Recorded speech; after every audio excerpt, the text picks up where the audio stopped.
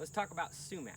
Sumac is an incredible plant that is native here in the U.S., particularly to the south and parts of the Midwest.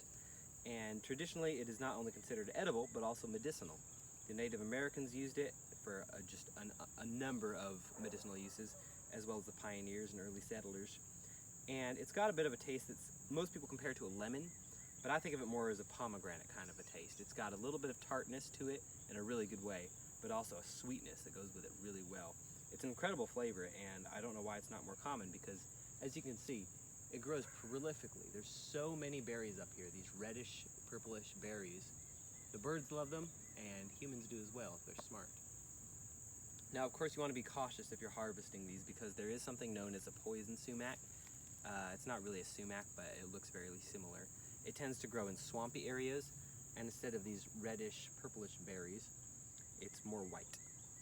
So make sure you really study up on your identification.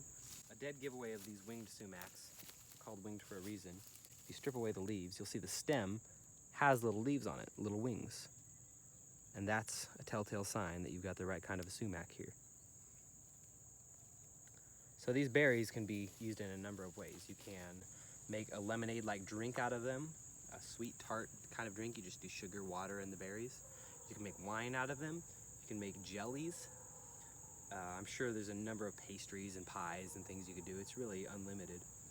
And also medicines out of them. Traditionally, supposedly, the Native Americans used the leaves as a smokable. They dried them up and threw them in with their tobacco and smoked them. That's an experiment I'm going to try perhaps this fall. But I would encourage you, if you're in the South or parts of the Midwest where these grow, to look for them. And if you're out west where they don't normally grow, you can still plant them. They do really well from what I've been told. They're not particularly cold hardy if you get too far north, but they grow in a lot of areas. And they're also ornamental. They're beautiful. The berries are gorgeous. The flowers are really fun to look at.